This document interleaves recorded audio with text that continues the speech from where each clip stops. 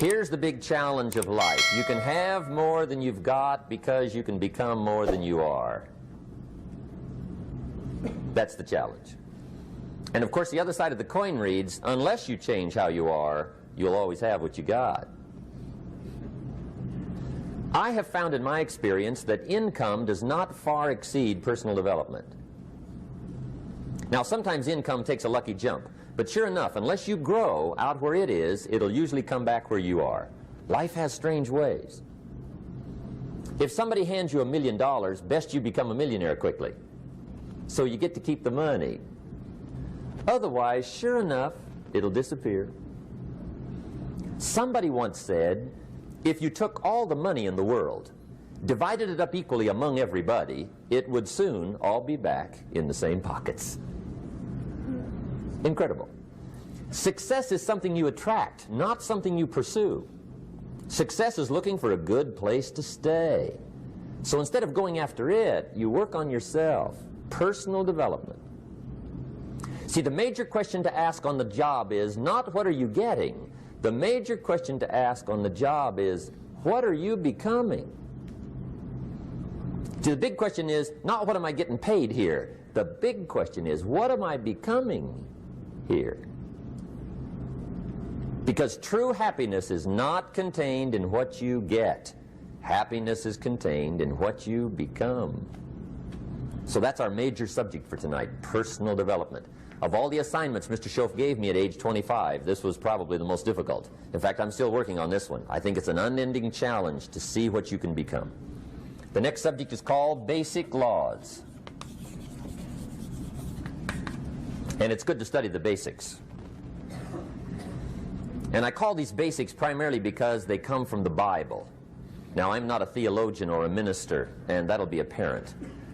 But Mr. Schoaf taught me that the Bible was a good textbook for ideas and stories and success equations, how to live the better life. I found out that was true. He also taught me that the Bible is as practical as it is spiritual, and I found out that's true.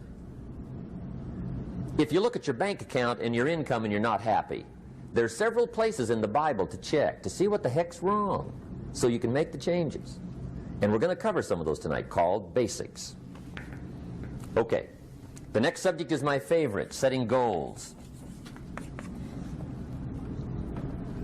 Mr. Schoaf taught me how to set goals. What a favor that was.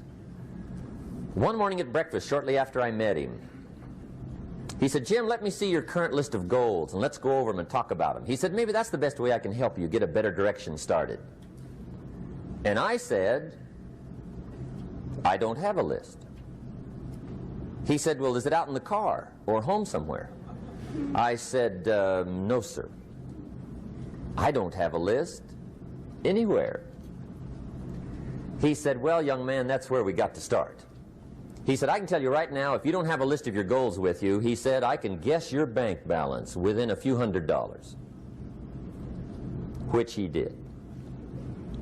And that got my attention. I said, you mean my bank balance would change if I had a list of goals? He said, drastically. That day I became a willing student how to set goals. And sure enough, learning how to set goals changed my life. And I often wondered why no one had ever taught me how to set goals up until age 25. I went to high school, but if they offered it, I missed it. I went to college for a year, never heard it. I worked for Sears.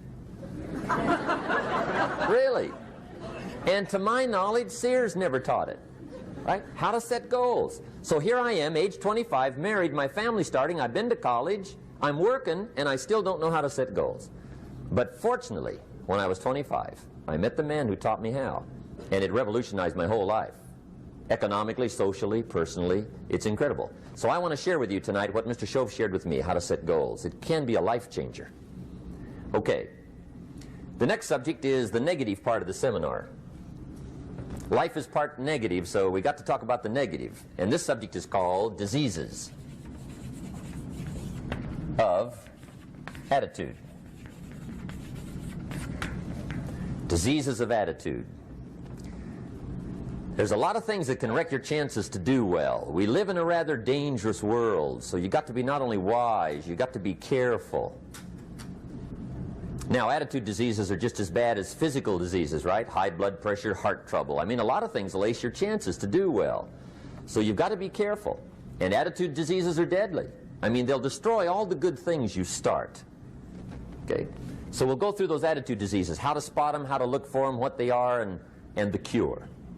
And I'm a pro on these because I've had them all, so I can give you excellent advice on these. Now, the last subject we're going to consider tonight is called the day that turns your life around. The day that turns your life around. And under this subject, we're going to talk about the emotions that can change your life. Human beings are emotional creatures, and emotions are powerful for life change. Now, of course, emotions are so powerful they can go either way on you. Emotions can either build or destroy. So you really have to employ emotions properly. We call civilization the intelligent management of human emotions. If you can intelligently apply your emotions in the right direction, no telling what can happen. Could turn your life around one day would be sufficient. So we'll talk about those. Okay. Now that's a lot to cover in one evening, but we'll keep at it here and see if we can't get it all done. I'd like to have you now jot down the theme of the seminar. Every seminar should have a theme, I guess. We've got one. It's on some of our literature if you happen to notice it, but if you didn't, for your notes, here it is. The theme of the seminar goes like this: the major key to your better future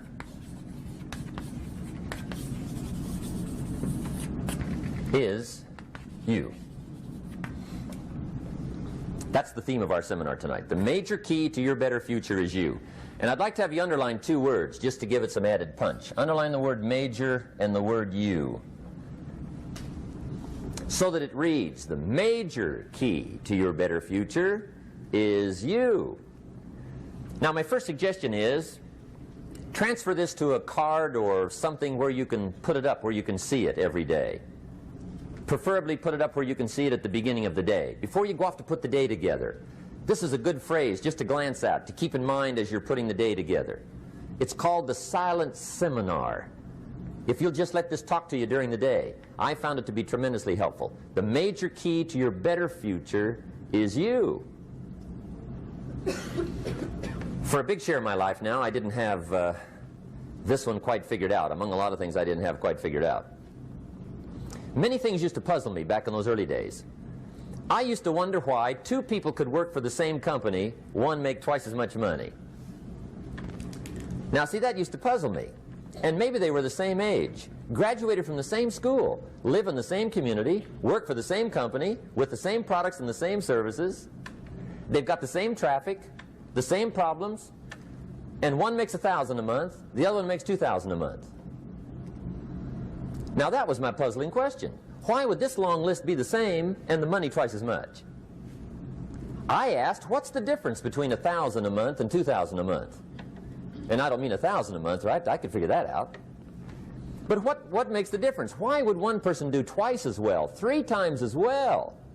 Speaking economically. Now, I know there's more than one way to do well. I understand that. But in this little narrow area called compensation, what's the difference? Well, back then, with my faulty thinking, I'm trying to reason it out. I thought, well, maybe time makes some of the difference, right? Some people do better because they have more time. I used to say, Harold ought to be able to do well. He's got a lot of time. If I had all of Harold's time, I could do well. Now, that's got to be dumb, right?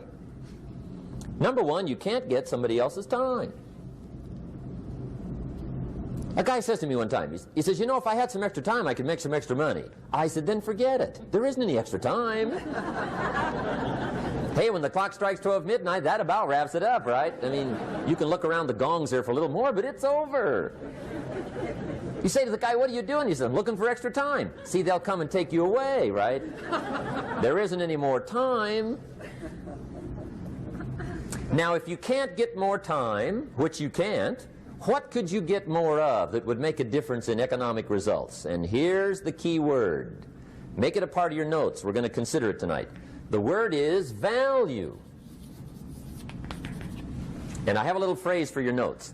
Value makes the difference in results. Value makes the difference. You can't get more time, but you can create more value. Now here's the first lesson of economics. Everybody should learn it from the time they're old enough to understand what a dollar means, how to earn one, how to get one, how to keep one, what to do with it. First lesson of economics. We primarily get paid for value. That's lesson one. Bringing value to the marketplace, that's how you get paid. You don't get paid for the time. I know it takes time to bring value to the marketplace, but you get paid for the value, not the time. Now, since that's true, here's one of the key questions of the evening. Is it possible to become twice as valuable at the marketplace and make twice as much money in the same time? Could you become 3 times as valuable? Make 3 times as much money in the same time? Is that possible? The answer is yes, if. And it's always if, right? Life is known as the big if. Harry Truman once said, life is iffy. How true. And here's the big if we're going to consider it tonight. It's possible to do much better at the marketplace if you go to work primarily on yourself. And that's the theme of our seminar tonight. Learning to work primarily on yourself. People have asked me for the last 24 years, how do you develop an above-average income? And the answer is, become an above-average person. Develop an above-average handshake. Some people want to be successful, they don't even work on their handshake. As easy as that would be to start on. They let it slide, they don't understand.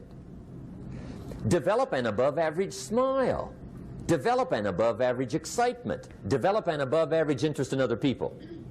Develop an above-average intensity to win. See, that'll change everything. Probably one of the most frustrating experiences in life is looking for an above-average job with above-average pay without becoming an above-average person. It's called frustration.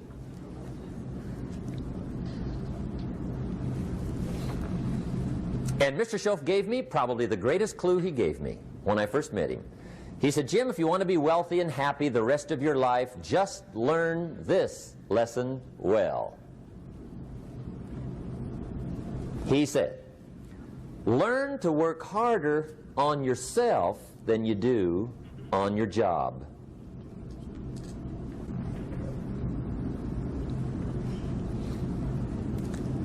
Then Mr. Schoaf gave me probably one of the most important clues among so many things he taught me, but this was in those early days. Mr. Schoaf was very kind, but he was also very abrupt. And he had these interesting questions to ask. I'm giving him a little rundown one day on how things hadn't worked out for me. He said, Mr. Rohn, I've got the answer for you if you will listen carefully. And listen carefully I did that day and for the next 5 years. If somebody's wealthy and happy, you gotta listen. He said, Jim, I've only known you a short time. But he said, it's already my honest opinion that for things to change for you, you got to change. That wasn't quite the answer I was looking for. But that's the answer he gave me, and I pass it along to you on this warm summer evening in Anaheim, California, 1981. For things to change for you, you've got to change. Otherwise, it isn't going to change. Before I met Mr. Schoaf, I used to say, I sure hope things will change. Right? That seemed to be my only hope. If it isn't going to change, I'm in serious trouble. And then I discovered it isn't going to change, so I'm in serious trouble.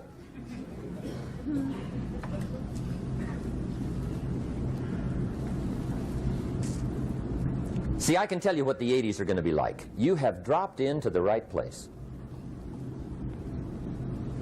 I did a seminar one time for Standard Oil executives and management in Honolulu. And we're having a conference one day on this big conference table. And one of them said to me, Mr. Rohn, you know some fairly important people halfway around the world. What do you think the 80s are going to be like? I said, gentlemen, I do know the right people. I can tell you. So they all listened very carefully. And I said, gentlemen, based on my wide experience, I can really honestly say to you, in my opinion, in the 80s, it's going to be about like it's always been. Aren't you glad you came? That's inside. I don't pass that around just everywhere. Now, of course, I said that to make a point, but I also said it because it's accurate. It's going to be about like it's always been. It isn't going to change. The tide comes in, and then what? It goes out. For 6,500 years that we know of, recorded history, and probably long before that. So it is not going to change. It gets light, and then what? It turns dark. 6,500 years. See, it's not likely to change. And we're not to be startled by that. And if the sun goes down, the guy says, what's happened, what's happened? It means he hasn't been here long, I guess, right? It always goes down about this time. The guy says, well, I don't like that arrangement. Well, you got to talk to somebody besides me, right? It gets light, then it turns dark.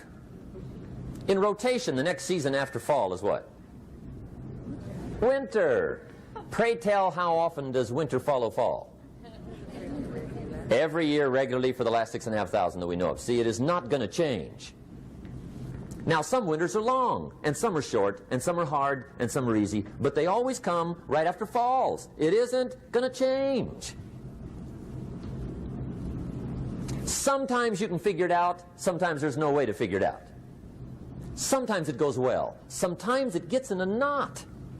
Sometimes it sails along, sometimes it gets in reverse. See, that's not going to change. The last 6,000 years reads like this: opportunity mixed with difficulty. That's how it reads. It isn't going to change. The man says, well, if it isn't going to change, how will my life ever change? Answer, when you change. And whether I'm talking to high school kids or business executives, my message is always the same. And it goes like this: the only way it gets better for you is when you get better.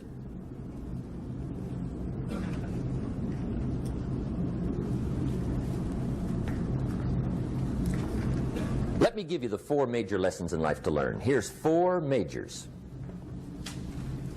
It's good to study the majors.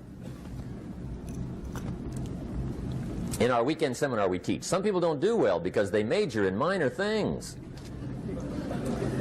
You've got to be on the lookout. At the end of every week, end of every month, you've got to check, make sure you're not spending major time on minor things. Okay, we go through that whole series. Majors and minors. Now, let me give you 2 phrases before we get to the 4 majors. This will set it up and you'll see where I'm going. 2 key phrases for your notes. Here's the first one. Life and business is like the changing seasons. That's the first phrase. Life and business is like the changing seasons.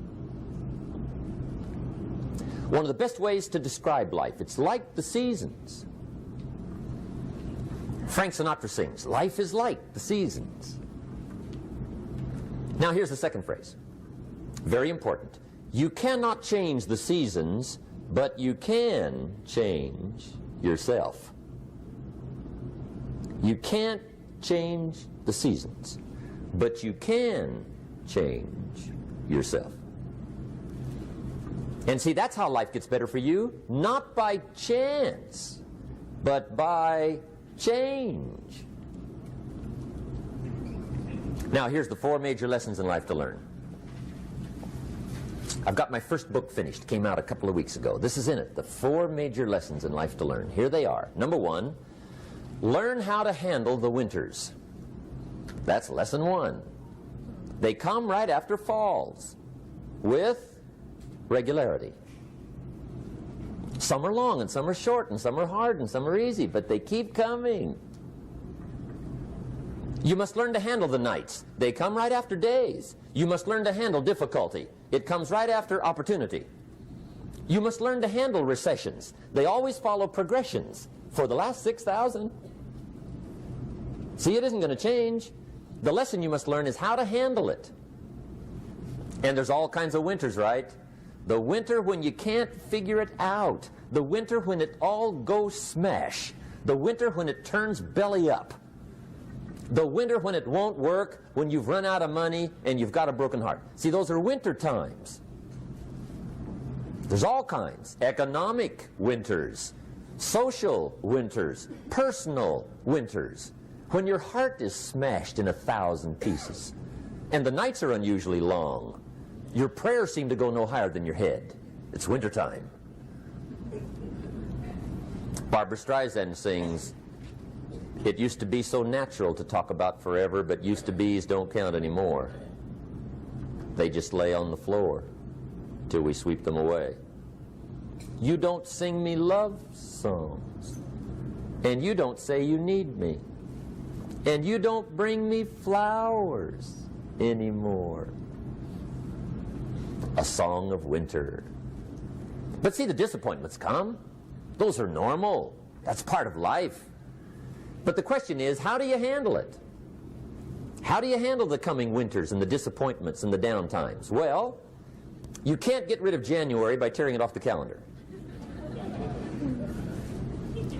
But here's what you can do. You can get stronger, you can get wiser, and you can get better. The winters won't change, but you can. And that's how life changes for you. See, before I understood, when it was winter, I used to wish it was summer. I didn't understand. When it was hard, I used to wish it was easy. I didn't know.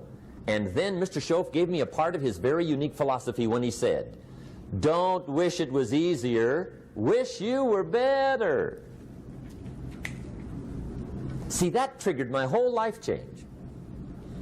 Don't wish for less problems. Wish for more skills. Don't wish for less challenge. Wish for more wisdom.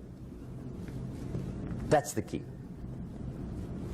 So that's lesson one. Learn how to handle the winters. Here's lesson two. Learn how to take advantage of the spring. That's the second one. Spring is called opportunity. And spring follows winter. What a great place for it. If you were going to put it somewhere, that'd be the place to put it, right after winter. And pray tell, how often does spring follow winter? Every year with regularity, 6,000. You can almost count on it. See, opportunity always comes. Days follow nights. Isn't that terrific?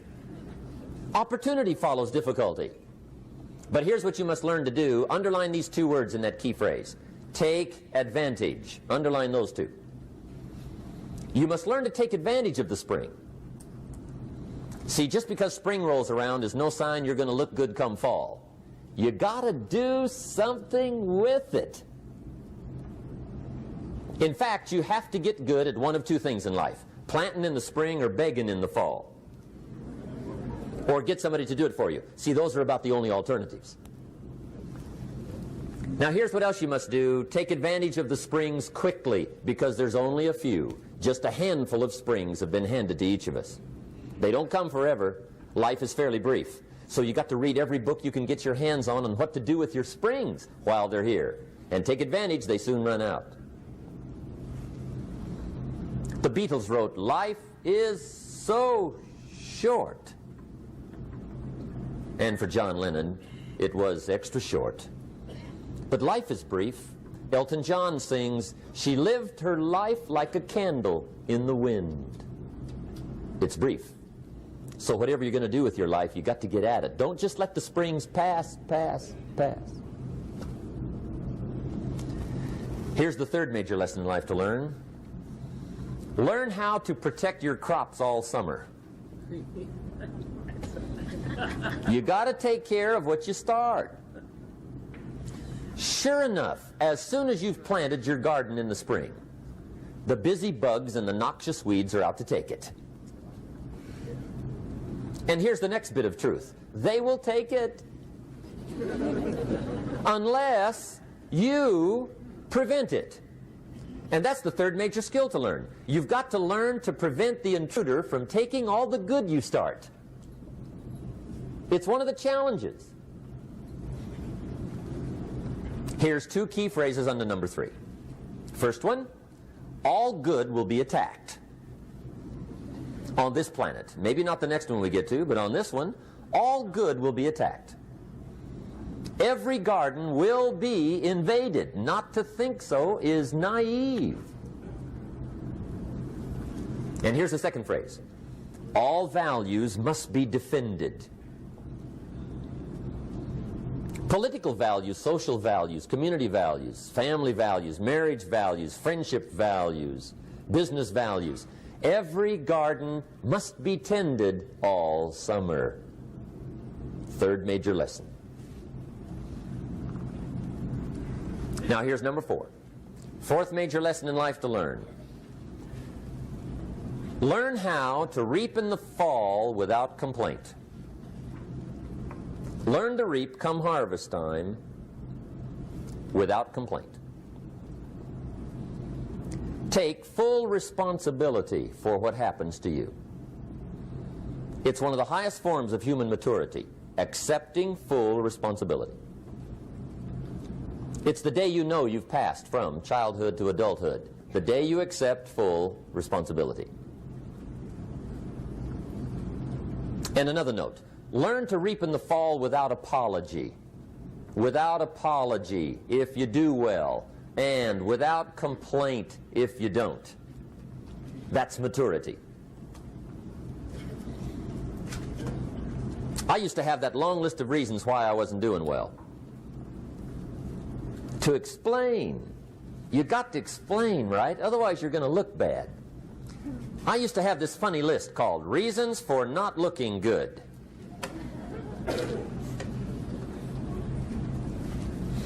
I used to blame the government. I mean, you can believe that or not. It was at the top of my list. I had a lecture second to none. The government. That was on my list. I used to blame taxes. Look what you got left after they take everything. And they expect you to do well. That was on my list there. Prices, that one's easy, right? You walk into the supermarket with $20, come out with a little half bag. So I had that on my list.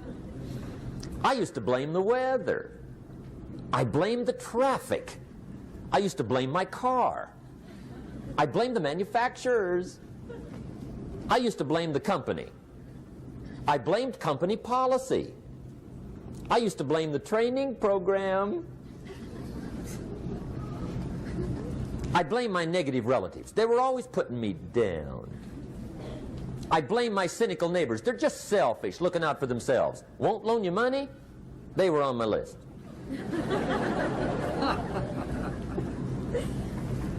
I used to blame the economy. I blamed the community. That's a pretty good list for not doing well, isn't it? I thought it was good. I'll never forget one day, Mr. Schoaf was very kind, but he was also very blunt, and this was no exception. And I'm glad he was blunt. There's a lot of things I'd have missed if he hadn't have been blunt. One day, with sort of a curious look on his face, he said, "Jim, just out of curiosity, tell me, how come you haven't done well up until now?" Excellent question. I thought, well, so I won't look too bad, I'll go through my list. And this list I just gave you, I put that on him. And he was very patient. He let me go through the whole thing, the government, the weather. I went through this whole thing. When I finished, he looked my list over very carefully. He said, "Mr. Rohn, big problem with your list. You ain't on it."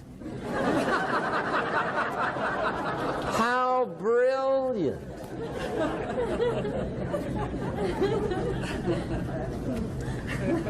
When I went to work for him a few months later, I learned very quickly to tear up my list, reasons for not doing well, and I threw it away. And I got me a fresh piece of paper.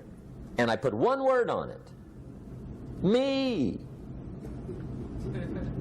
There's a Black Heritage spiritual that says, "It's not my mother nor my father, nor my brother nor my sister, but it's me, O Lord, standing in the need of prayer." See, I used to blame everything outside. And then let me give you a little philosophy that helped turn my life around. For your notes, here it is. It's not what happens that determines the quality or the quantity of your life. It's not what happens. And the reason is because what happens happens to about everybody. No different. The sun went down on all of us last night. A common event, a happening. And I found out that the same things can happen to two different people. One gets rich and one stays poor.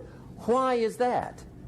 It's because it's not what happens, but rather it's what you do that changes everything. So that's a key phrase. It's not what happens, it's what you do. What happens is about the same. You might put that in parentheses here. Same. What people do, that's what's different. Anything can happen, right? Everything can happen. I've heard all the stories. I've been one of the stories. Hey, we could all tell stories all night long, right? Happenings. Anything can happen. Have you heard of Murphy's Laws? Anybody here heard of Murphy's Laws? Okay, most of you have. Murph had these laws. One of them was, if anything can go wrong, it will. That's one of Murphy's Laws. He was not one of the great positive speakers of the day. But anyway, it's still true though, right? Anything can go wrong, everything can go wrong. For sure. I've fallen out of the sky so many times. Once to the tune of a couple of million. Devastating. Took me a while to survive that one. Now, it wasn't all that much, but it was all I had. Right? I mean, that's when it's much, right? When it's all you got. If you got 3, 2 go, you got 1 left, you ain't looking that bad. But when it all goes, has anybody been there when it all went? Anybody? Come on, the rest of you liars. Go ahead. Hey, we've all been there, right? When it all went. Of course, it used to be a long time ago, right? When you ran out of money, got to 0, you were all through. Heck, now you can whistle right on by 0, right? I mean, they will bury you. That's what they will do.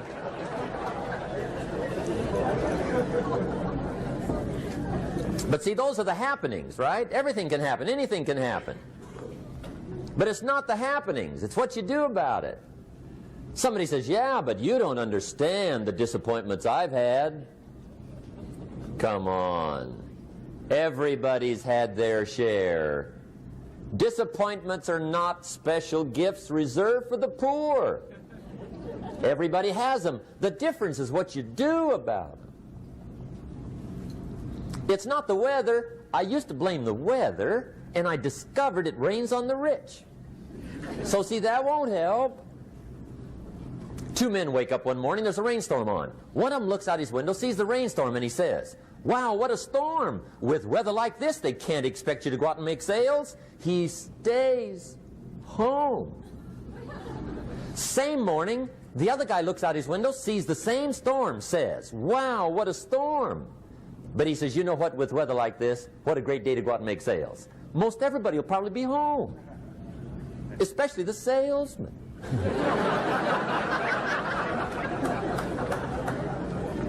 See, that's the difference in how your life works out. It's not what happens, it's what you do. So here's one of the key questions of the evening. Starting tomorrow, what are you going to do that'll make a change in your life's direction? Good question. What are you going to do starting tomorrow that'll make a difference? Now see, if you don't do something starting tomorrow that'll make a difference, guess what? It's going to be the same. And see, that way you can guess what the next 5 years are going to be like. Look at the last 5. Because the next 5 are going to be like the last 5 unless you, major key, tomorrow, change it all. Or change a little, or change something, or don't change. It's choice time. You can do whatever you want. But it's nice to know any day you wish you can change your whole life. What can you do starting tomorrow that'll make a difference? Good question. What can you do with economic chaos, massive disappointment? What can you do with a broken heart? What can you do when it won't work? Good question. So if I had a word with you tonight, one-on-one, just you and me. I think my personal advice to you would be, this year, 1981, reach down inside of you and come up with some more of those remarkable human gifts. They're there, waiting to be utilized. And then change anything for you you want to change. And I challenge you to do that because you can change. If you don't like how it is for you, change it. If it doesn't suit you, change it. If it doesn't please you, change it. If it isn't enough, change it. And I challenge you to do that because you can change. See, you don't ever have to be the same again after tonight, only by choice. If you don't like your present address, change it. You're not a tree.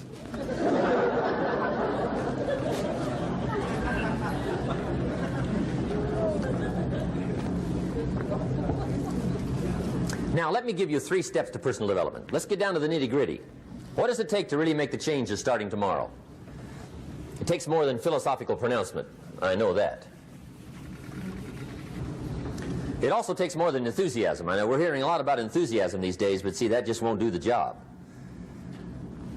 We're still hearing the old cliches of the 30s, right? To be enthusiastic, you must act enthusiastic. But see, that's not going to help.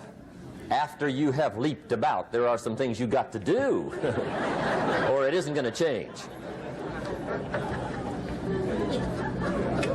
See, you can get all excited about lifting 200 pounds till you get to the gym. And then you need a new excitement. And the new excitement is called discipline.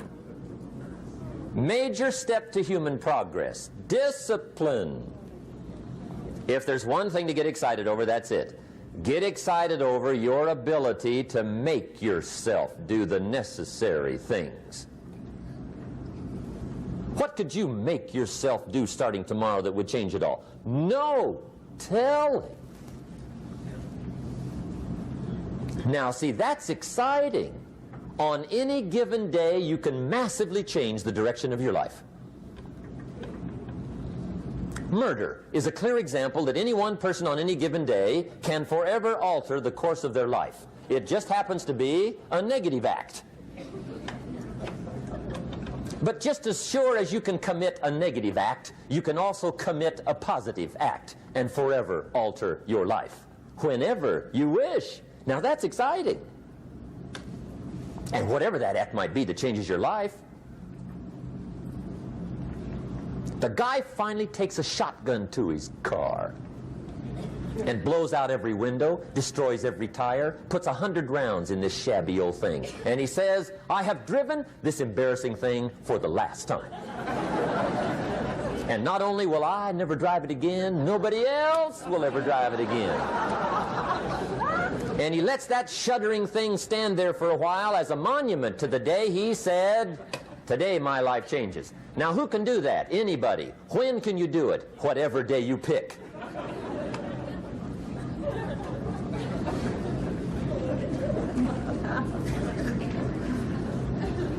Now here's the key to discipline. Start with the little disciplines, get excited over the little disciplines, and get right on those, because those will lead to the big ones. You can't handle the big challenges in life unless you take on the little ones.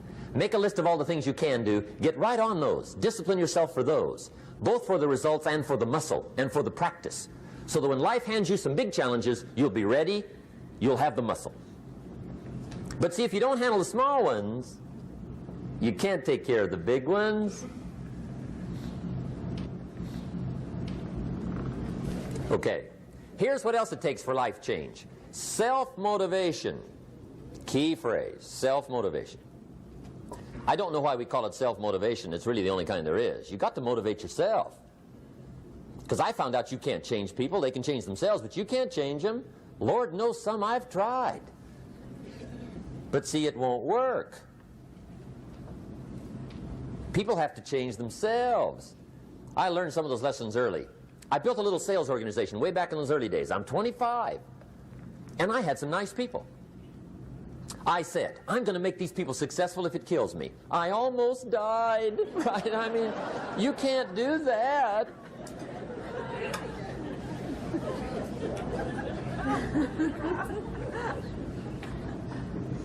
See, I've discovered this. Good people are not trained, they're found.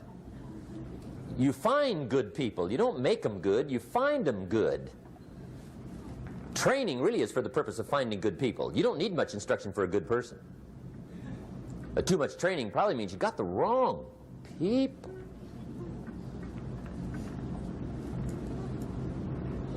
So you got to find the right people. That's the key to getting a good job done. One of the major things we learn in management, lesson 1, don't send your ducks to Eagle School.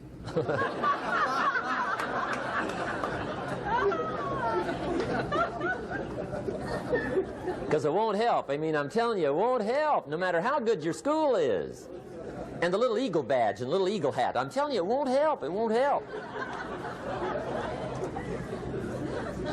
You can tell whether your school's done any good, right, is when it's over, right? The duck goes for his first rabbit and makes him a friend. You say, no, no, no. Anyway, so it takes self-motivation to really alter your life. And you don't want to give self-motivation away to somebody else and make it somebody else motivating you. The guy says, boy, if somebody just come by and turn me on. What if they don't show up? Right? See, you got to have a better plan for your life. Okay.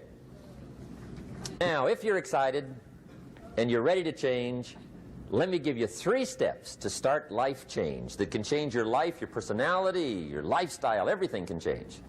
Here's the steps. Number 1, find out how things work. The first key to doing better is find out. To change your life, really, you need ideas. There isn't anything an idea can't change. And Schoaf taught me the major problem is lack of an idea, not a problem. At first I didn't have any money. I said to Mr. Schoaf, I don't have any money. He said, that's not a problem. Now see, up until then I always thought it was. Right? I was confused. He said, no, no, the problem is lack of an idea on how to create money and wealth. It isn't lack of money, it's lack of ideas. So if you get the ideas, see, you can change anything. Now to get ideas, you need a constant study of finding out. Now, Schoaf also said, when you find out something that works, put the information in your journal. Don't use your head for a filing cabinet. Put it in your journal so that you can do the next best thing. Repetition, repetition, repetition. Go over it. And if you repeat it, go over it, sure enough, someday, some mysterious day, the idea takes root, starts to grow, and shows up in your bank account, and your dress, and your personality, and your lifestyle. But capture the ideas in your journal. Find out how things work. Schoaf gave me this word for my life change. He said, study. Great word. If you wish to be successful, study success. If you wish to be happy, study happiness. If you wish to be wealthy, study wealth. Don't leave it to chance. Make it a study. Some people just go through the day with their fingers crossed. See, that won't do it. You've got to study the things that can change your economic, social, spiritual, personal life. Now, here's a qualifying phrase. And we'll have several of these qualifying phrases throughout the seminar. Here's the first one. You may not be able to do all you find out. I understand that. You may not be able to do all you find out, but you should find out all you can do. See, you don't want to wind up at the end of your life and discover that you've lived only 1/10 of it. And the other 9/10 went down the drain. Not for lack of opportunity, for lack of information. So that's number 1, find out how things work. Now here's the best human virtue for finding out, curiosity. Make a note of that. Curiosity. Be curious. You might add a word to it that'll help. Childish curiosity.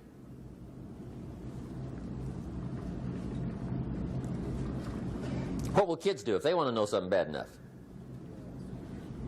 Bug you. That's the phrase. They can ask 1,000 questions. You think they're through? They got another 1,000. They'll drive you to the brink.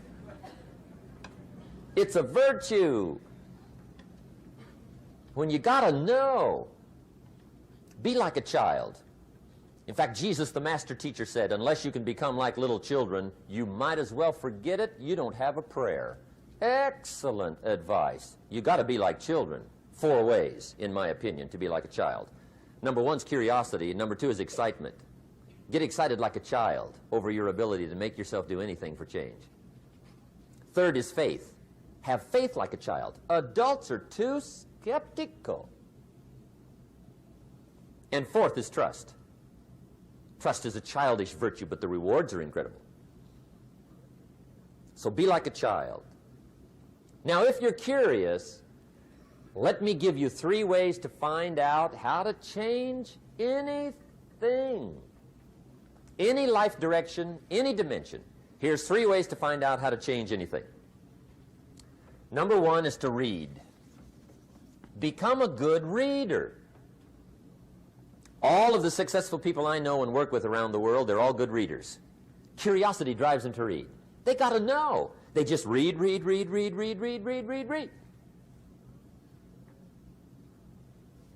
Become a good reader. Now, that's my opinion. Listen to the other lecturers and listen to me and make up your own mind. Don't be a follower. Be a student. Okay? I say, really, for life change, you got to read. One way to learn is from your own experiences, but another way to learn is from other people's experiences. See, one book might save you 5 years if you read it. Did you know there's books on how to be stronger, more decisive, be a speaker, be a leader, have a better effect on other people, develop your personality? Did you know there's books on that? And people don't read them? How would you explain that? And they can read.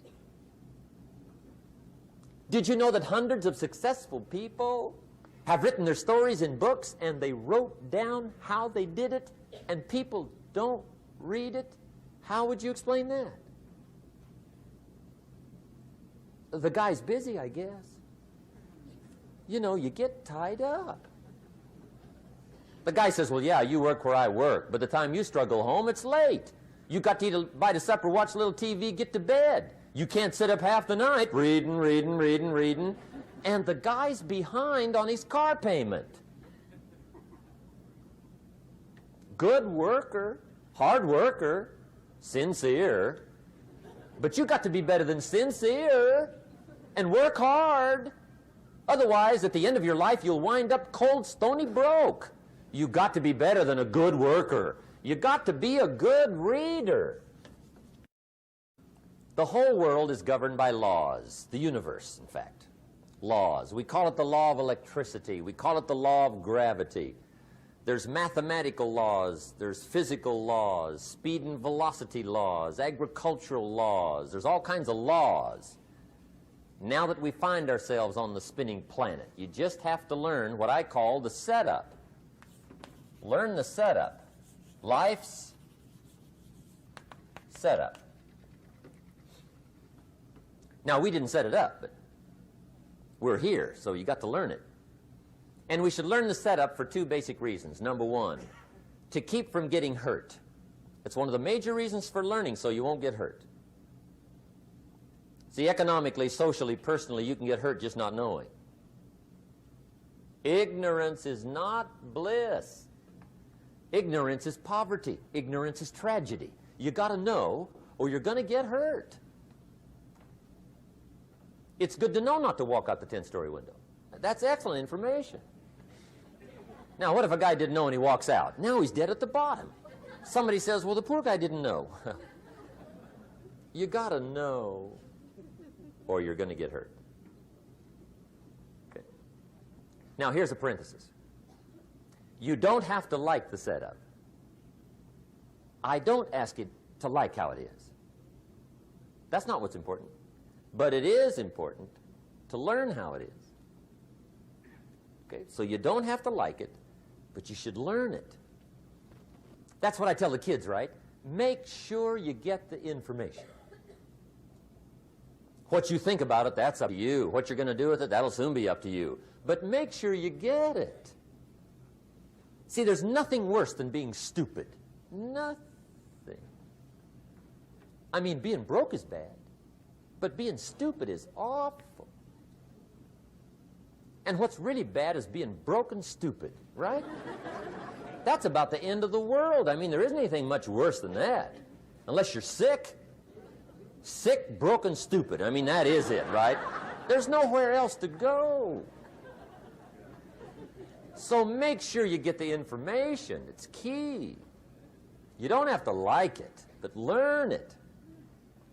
If this big monstrous thing lifts up in the sky, hangs there for a little while, cuts loose, comes crashing down, boom, shakes the ground for 5 miles.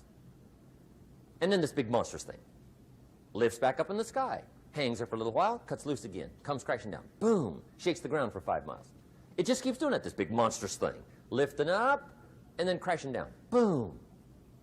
Now, you might come along one day and say, that's got to be a stupid arrangement, which is okay. You're entitled to your opinion. But the first thing you should learn to do is get out from under it, right? That's number one. You might have a great moral argument. You might want to shake your finger at the sky, but do it from over there, right, so you don't get smashed. It's called your basic smart. So number one, learn so you won't get hurt. Whether you like it or not, learn. Now here's the second reason for learning, the setup, to benefit. It's called the plus of life. And that's what life is, right? Both minus and plus. The minus is tragedy, heartache, misery, failure, unhappiness. But life is also happiness, prosperity, good feelings. So here's the key. Learn to get on the good side of the way things work.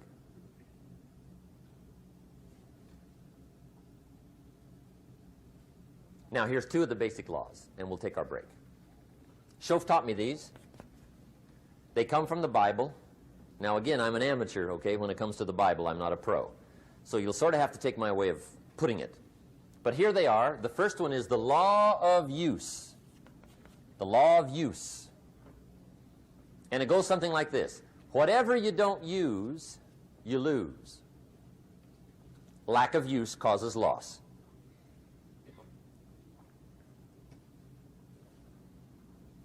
On this planet, maybe not the next one, but on this one, if you tie your arm to your body, leave it there long enough, you'll never use it again.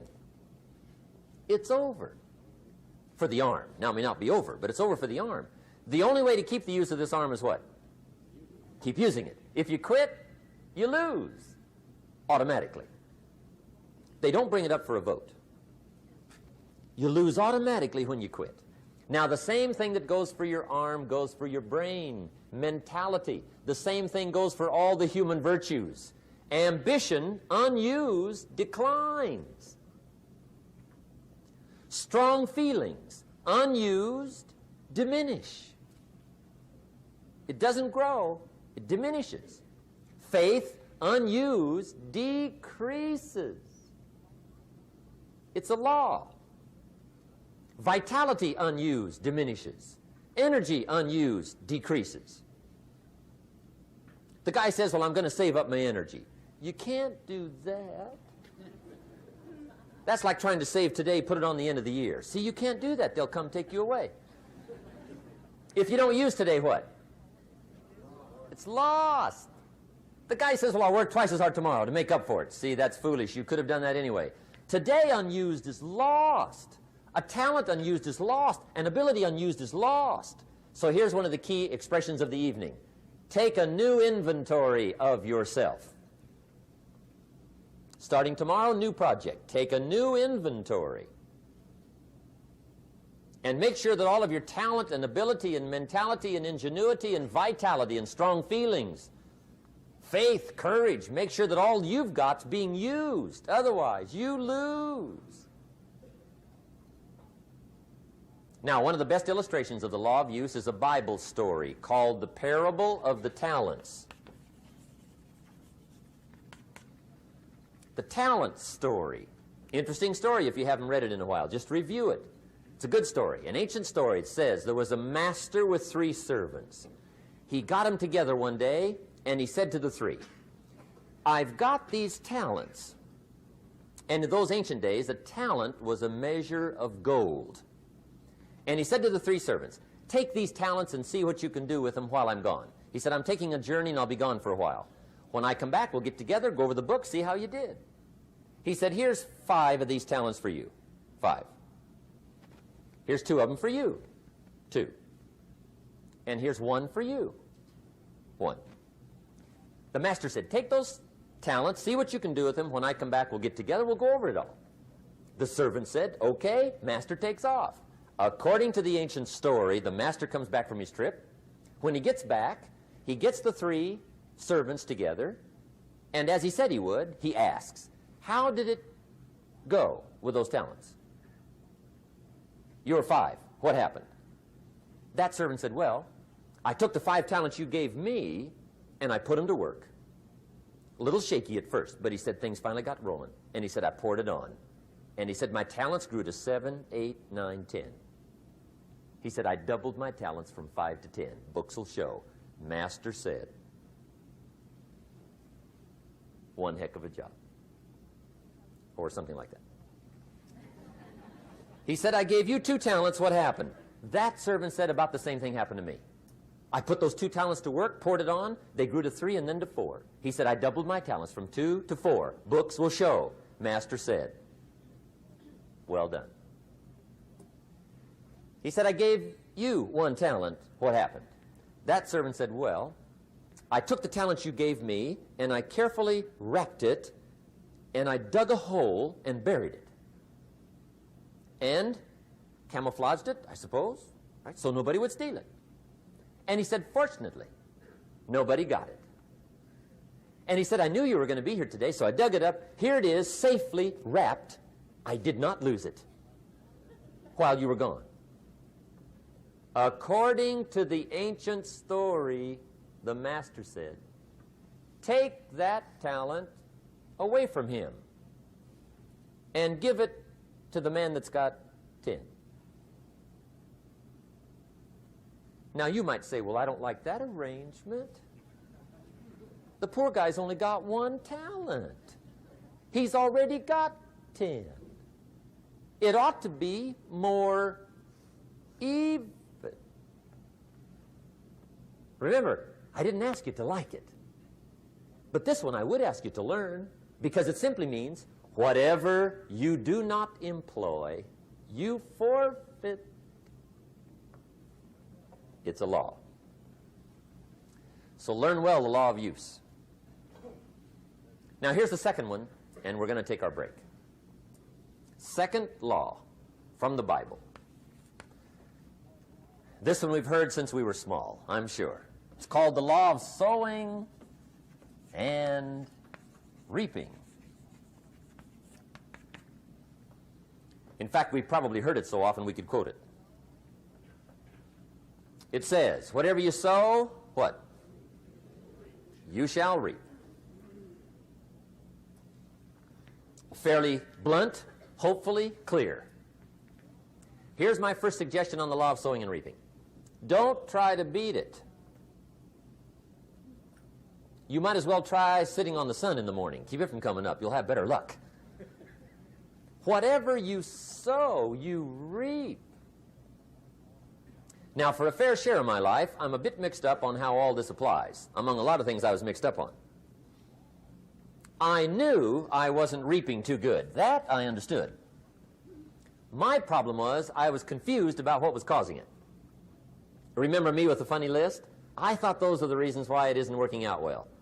And then Mr. Schoaf gave me the clue that helped me figure it all out. He said, Mr. Rohn, I have another answer for you. There's another way to quote this law that'll show you where the problem is so you can go to work on it right away. All you need to know is where the problem is. Then you can go to work on it. So he quoted me the law another way, and I found out what my problem was. Here's the way you quote the law. Whatever you reap is what you've sown. Now I knew what my problem was. Whatever you reap is what you've sown. If you don't like the crop, who do you look up? Answer, whoever planted it. And where do you find who planted your crop? Answer, in the mirror. What I finally learned to do come fall was to go to the mirror. That's where you go. And if necessary, you say, a few skinny carrots? I got to be unimpressed. Where were you last spring? Asleep. Didn't you read the books? Did you break your hoe? Let me give you 7 key points to the law of sowing and reaping. Let's tick right down through the list of 7, and it'll be break time. 7 points to sowing and reaping. Here's part of the philosophy that really helped me to make some changes in life direction. Number 1, the law of sowing and reaping is negative. That's number 1, which simply means if you sow bad, you reap bad. Now, this is kind of 3rd grade, but it doesn't hurt to go over the basics. If you plant thistle seeds, you don't get pumpkins. Honest, no use looking for pumpkins. John says, how come no pumpkins? Come on, John. The law's negative. That's how come. Now, here's number 2. The law's positive, which simply means if you sow good, you reap good. If you plant pumpkin seeds, you don't get thistles. Not from pumpkin seeds. Mother Nature won't pull tricks on you over in the corner snickering, pushing new thistles and you planting pumpkin seeds. She won't do that. You will get pumpkins from pumpkin seeds, and the reason is because the law is positive. Now, here's number 3. I got excited when I found out the full dimension of this.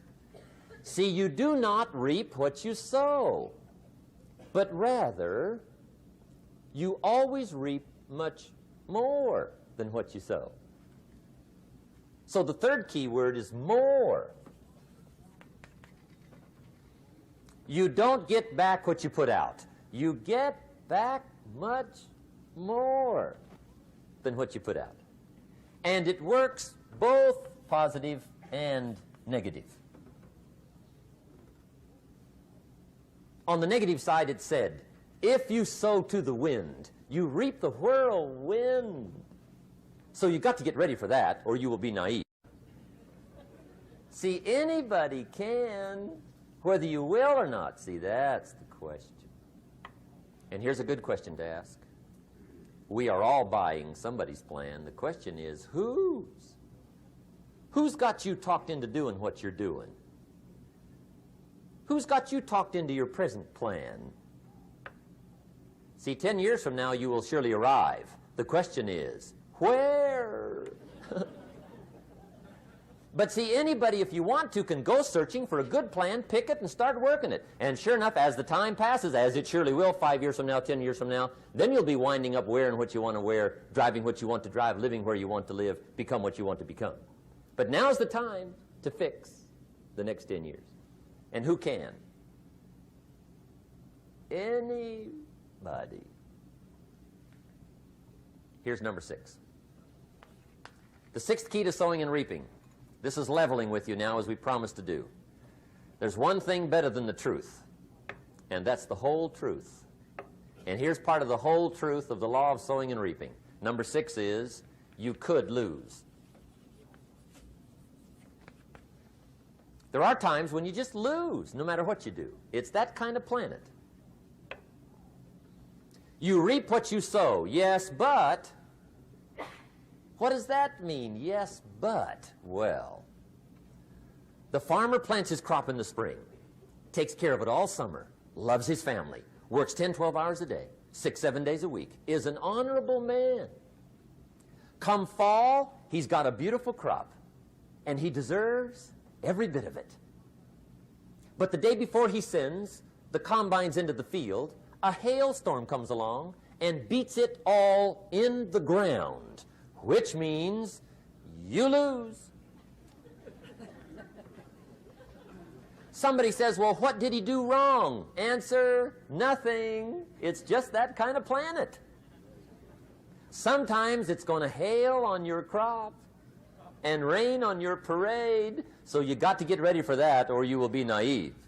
That's just part of the life arrangement. And don't press me why. I was not in on some of the original decisions here, so I don't know how it got set up. But there's just times, sometimes you lose. That's part of life. But now here's number 7. The 7th key to sowing and reaping. And it goes like this. It's just another way to quote the same law. And it goes like this. If you don't sow, that's just another way to quote the law. If you don't sow, what? You don't reap. You don't even have a chance. So if you looked at your game plan tomorrow, you might come to the quick conclusion, I got to get some sowing going. How true. Get you some sowing going. And remember, you've got plenty of time. You've got all the time there is. Some people spend enough TV time to make a fortune. The latest article on television watching in this country, according to the latest article, the average television is on in this country in every household 7 hours a day, called the Big 7.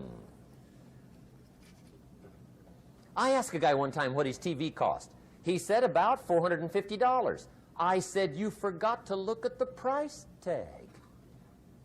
He said, what do you mean? I knew he was a TV watcher. I said, that television costs you, in my opinion, at least $12,000 a year. To watch it, not to own it. Owning it's cheap. Watching it is what's expensive. And I said, hey, $12,000 a year is too much to pay to watch TV. That's too much. Pay a little, but not $12,000. And he's the guy that said, I hope pay TV never comes.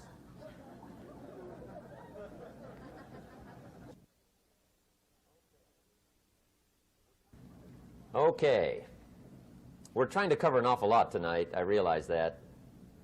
But my time schedule is such that we just have to sort of give it all to you and let you sort the rest out. I wish we had plenty of time for questions and answers and that whole thing, but our time is just limited. But we are trying to go through an awful lot. I realize that. But looks like everybody's getting it. This is about the note-takingest crowd I've seen in a long time. Incredible. Does anybody have 5 pages yet? Anybody? Oh, fantastic. Incredible. Okay. Maybe you heard the story about the preacher down in Texas, southern part of the country. He was an evangelist back in the horse and buggy days. And he was very good at being an evangelist, and a lot of people used to come and hear him preach. And one day he put up his tent in one of these Texas towns and expected a big crowd as usual, come and hear him preach. And he got there, first night of the tent revival, walked in. 7:30, time to start. And to his surprise, the tent was empty. He thought, well, something must be drastically wrong. So he waited till 7:45, nobody showed up. 8 o'clock, zip. Finally, 8:15. One lone cowboy wandered up on his horse, tied his horse up outside, came in, sat down on the front bench, right, waiting for something to happen. The preacher thought, well, at least I better go down and talk to the cowboy. So he walks down, talks to the cowboy, and he says, Cowboy, I'm the preacher. And he said, I don't know what to tell you. Something's gone wrong. He said, this tent was supposed to be full of people. He said, I'm embarrassed. He said, you're the only one that showed up. And he said, I really don't know what to do. And the cowboy said, well, I'm not a preacher, so I really can't tell you what to do. You know, he said, I'm just a cowboy. But he said, I know this. If I went out to feed my cattle and only one showed up, I'd at least feed it. The preacher thought, hey, the cowboy is right. If you've got a good idea to share, you should share it if there's 1 or 1,000. So he got kind of inspired by this conversation, and he jumped up on the platform and started to preach, as if the tent was full of people. It just exploded.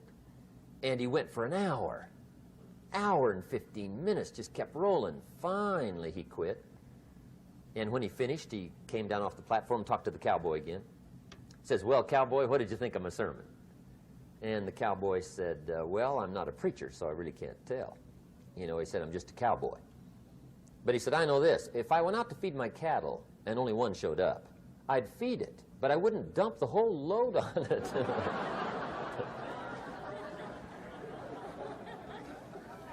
So anyway, if it seems like we're dumping the whole load tonight, I guess we are. But gosh, everybody's doing well. I'm having a good time. I appreciate the response here tonight. Okay, the next subject is setting goals. Let me show you what turned my life every way but loose. Mr. Schoaf dropped this idea on me, changed me completely. Setting goals. Here's what can easily happen if you don't set goals. It's easy to let life deteriorate into making a living instead of designing a life. And we all have a choice. Make a living or design a life. It's easy to get trapped by economic necessity and settle for existence rather than substance. That's easy. But the best advice I can give you on how to break out of that trap is to learn how to set goals. Mr. Schoaf put it to me this way. He said, Jim, if you had enough reasons, you could do the most incredible things. I never forgot how he put that.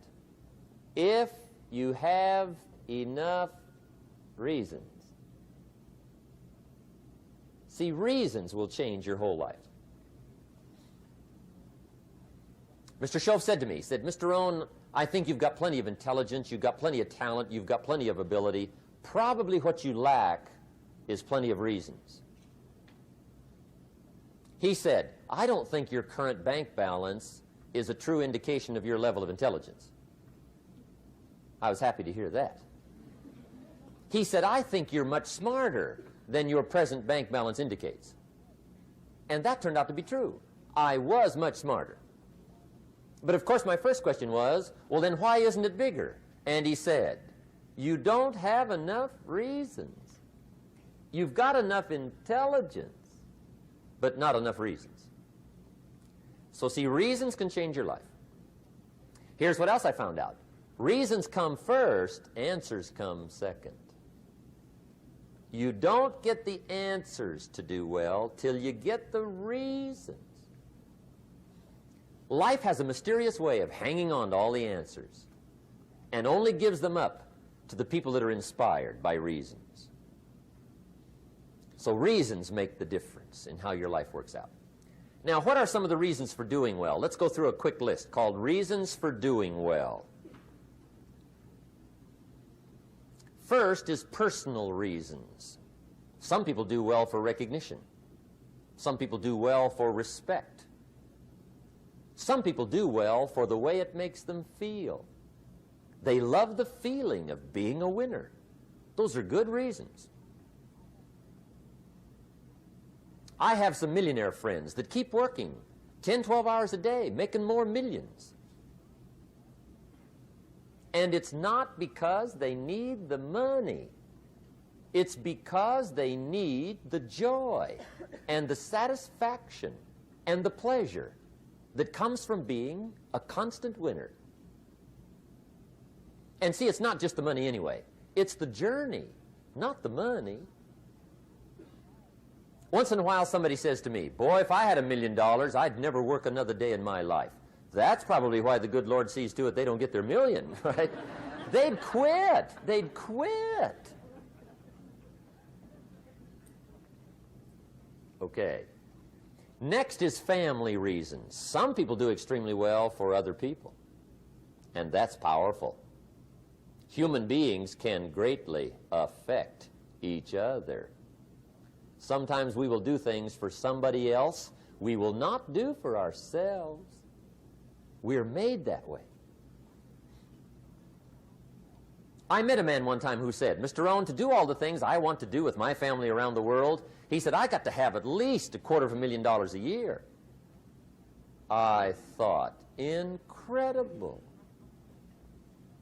Could a guy's family affect him that much? And the answer is, of course. How fortunate are the people that find themselves greatly affected by somebody for personal achievement. And we are affected. The writer of a recent song said, "If not for you, the winter would hold no spring, couldn't hear a robin sing. I just wouldn't have a clue if not for you." So we can be affected. That might be one of the most stimulating reasons to do well, finding somebody. When Andrew Carnegie died, the wee little Scotsman that built the big steel industry, when he died, they opened up his desk, and in one of the desk drawers, they found a slip of paper. On that piece of paper, Mr. Carnegie had written his goal for his life, and he wrote it when he was in his 20s. And on that piece of paper, it said, "I'm going to spend the first half of my life accumulating money. I'm going to spend the last half of my life giving it all away." What a goal. He got so inspired by that goal that the first half of his life, he accumulated $450 million. And the last half of his life, he gave it all away. Good question tonight. What's got you turned on? What's got you bombed out of sight to get up early and stay up late and hit it all day? Next question. What's got you turned off? When I found the answers to those two questions, my life exploded into change. I finally found out what had me turned off, and I got that cured. And then I got me a long enough list of reasons to turn me on. And once the lights went on for me, age 25, they've never gone out. I've fallen out of the sky a few times, but I've never lost that drive to make something unique out of my life. See, reasons altered my whole life. Now, there's another list of reasons called nitty-gritty. Hard little reasons. Sometimes those little reasons are the most powerful reasons that can change your life. Sometimes it doesn't take much. I now carry several $100s in my money clip. It's only a few $100s, but it was one of those reasons turned my life around. Just before I met Mr. Schoaf, I heard a knock at the door. I go to the door, and there's a little girl standing there about this tall selling Girl Scout cookies. And she gave me one of the finest sales presentations I've ever heard. Special deal, several flavors, this whole package of stuff, $2. And with a big smile, she very politely asked me to buy. And I wanted to. Big problem. I'm broke. I don't have $2. And to this day, I can remember the pain and the embarrassment. I'm a father. I'm a husband. I've been to college. I'm working. I'm 25. I don't have $2. And I didn't want to tell her that for some reason. So I did what I thought was next best. I lied to her. I said, "Hey, look, I've already bought lots of Girl Scout cookies. I've still got plenty stacked in the house," which was not true. But it seemed to get me off the hook for the moment. She said, "Well, gosh, that's wonderful. Thank you very much." And she went away. When she left, I closed the door, and that was the day I said to myself, I don't want to live like this anymore. I've had it with lying, and I've had it with being broke. I'm never going to let this happen to me ever again. I promised that day I would work as hard as possible and would always carry plenty. It took me a little while, but now I do. It was one of those reasons. And I guess I carry plenty for two reasons. One is the way it makes me feel, but also in case I bump into another Girl Scout selling cookies. right? I'm ready.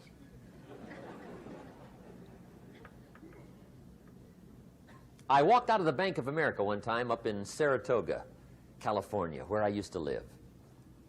Two little girls selling candy right outside the bank. Good place. Like some girls' organization they're working for, right? I come walking out of the bank. This first little girl walks up to me. She said, "Mister, would you like to buy some candy?" I said, "I probably would." "What kind is it?" She said, "It's almond roca." I said, "My gosh, that's my favorite." She said, "Wonderful." I said, "How much is it?" She said, "It's just $2. I thought, incredible. I said, "How many boxes of that candy have you got?" She said, 5. And her little friend was standing there. She was selling candy too. I said, "How many boxes have you got?" She said, "I've got 4. I said, "That's 9. I'll take them all." They said, "Really?" I said, "Yeah, it's my favorite. I've got some friends. I'll pass them around." They got so excited, put all this candy together. I reached in my pocket and gave them the $18. When I've got the candy and they've got the money, that first little girl looks up at me. She says, "Mister, you are really something." How about that? Can you imagine only spending $18 and have somebody look at you in the face and say, "You are really something"? Now you know why I carry heavy, right? I'm not going to miss anymore. It was just one of those reasons. Helped to change my life. One of my nitty-gritty reasons was budget finance. Budget finance used to grind my soul. Way back in those early days, I had fallen for one of those consolidation loans, where you take all your little hard-to-pay bills, put them into one big impossible-to-pay bill, right?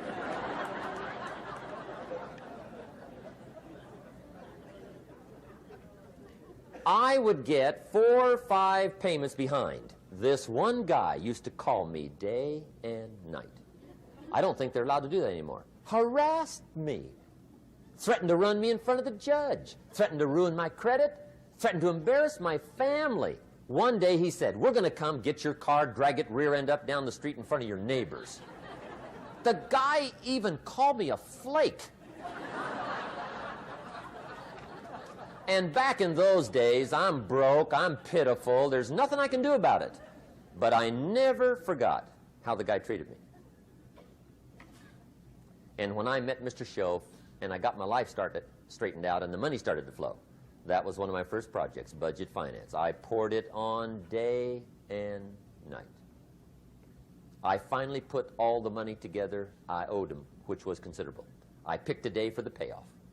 And when the payoff day came, I put the money in small bills in a big briefcase. And I walked into the budget finance office on Wilshire Boulevard in Los Angeles. The guy who harassed me so often, his desk was about 3 back. I walked right up to his desk, startled him. He wondered what I was doing there. It was the first time I'd been there since I'd borrowed the money, right? Without saying a word, I opened up this briefcase, dumped this pile of money all over his desk. I said, "Count it. It's all there. I will never be back." And I turned around and stormed out. Now, that might not be noble, but if you haven't tried it, you've got to one time.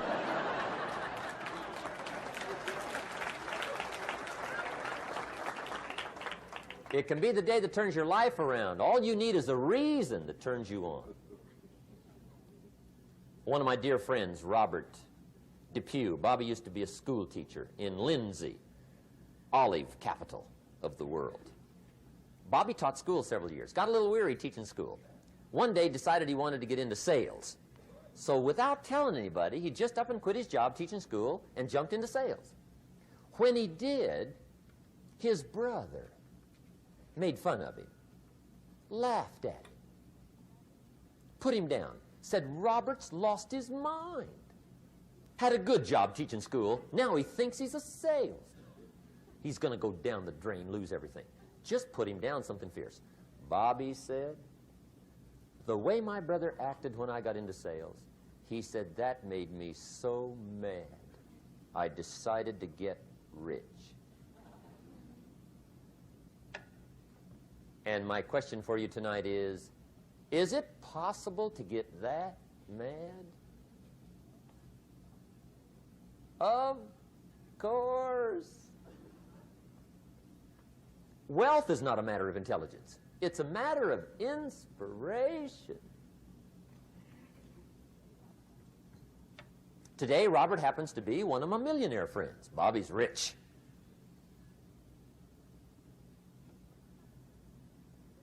Frank Sinatra said one time, the best revenge is massive success.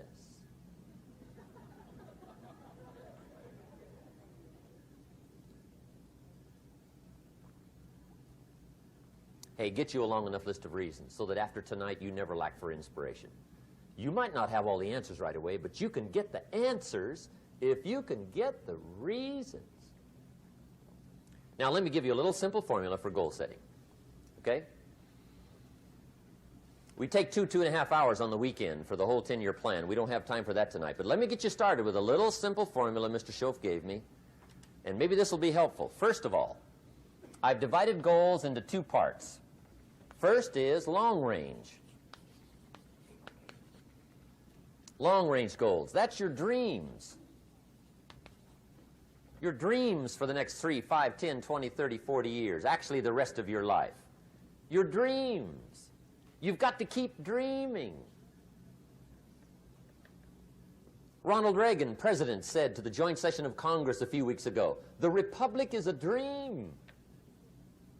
And if we don't keep dreaming, we will lose the Republic.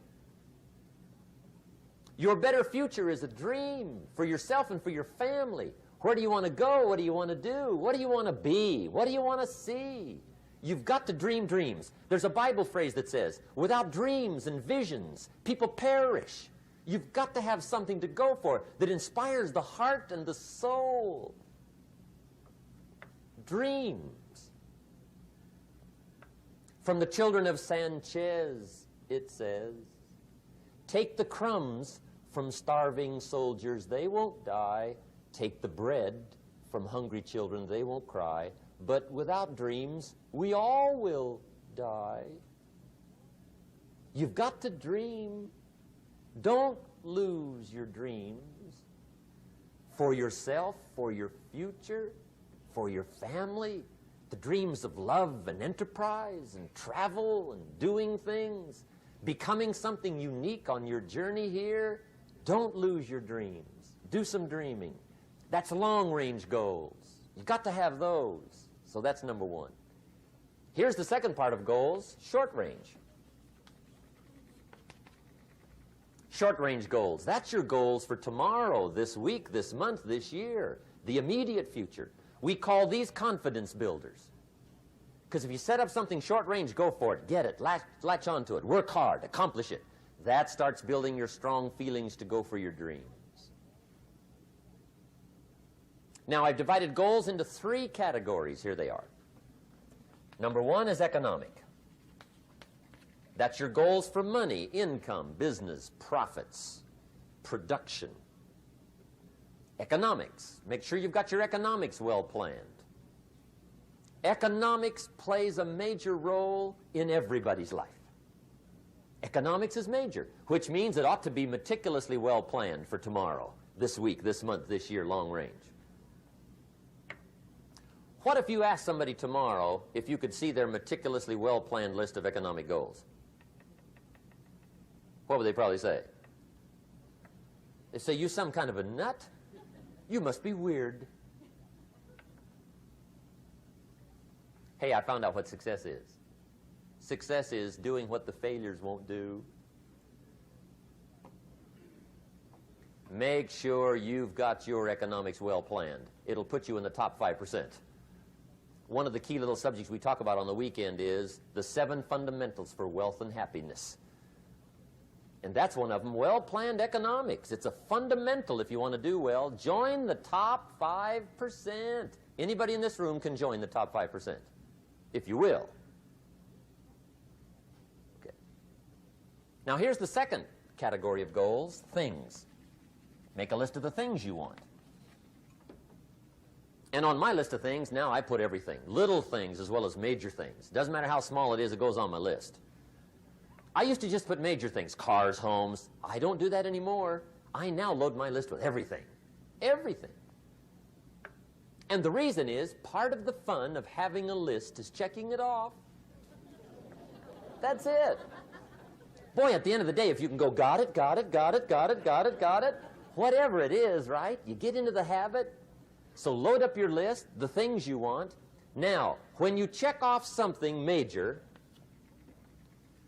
celebrate. That's an important point to make. Celebrate your achievements. Live it up. Have a party when you reach something you've worked for a while. See, we all grow from two experiences. One is called the pain of losing. The other one is called the joy of winning. We need both of them. Amplify them as much as you can, which also means make losing painful. If you set up something, fooled around, didn't get it, put it on yourself. On the other side, if you did get it, congratulate yourself. Self-congratulations is a sign of maturity. Seeking congratulations is a sign of immaturity. But hey, winning and losing, see, that's what it's all about. That's the name of the game. Now, some people lead such mediocre lives, at the end of the day, they don't know whether they're winning or losing. They got no clue. Guy's just going through the day with his fingers crossed. There's a better way. Okay, here's the third category of goals, personal development. Put those goals together. Personal development goals. That's your goals to be stronger, more decisive, be a speaker, be a leader, learn a language, all kinds of skills. Okay? The whole weekend seminar was designed to improve all your skills so that you walk away more skillful. And that's what you want, the personal development skills. That's what attracts, that's what brings good things to your life, the person you become more skillful. Now, this is quite a package to work on. Economics, things, personal development. For tomorrow, this week, this month, this year, long range. Okay? That'll get you started. Now, here's the simple formula for setting goals. It goes like this. A, work on your goals. That's step one. Work on them. And I put the word work there deliberately. Setting goals is plain hard work. I don't want to kid you. We haven't come here tonight to kid each other.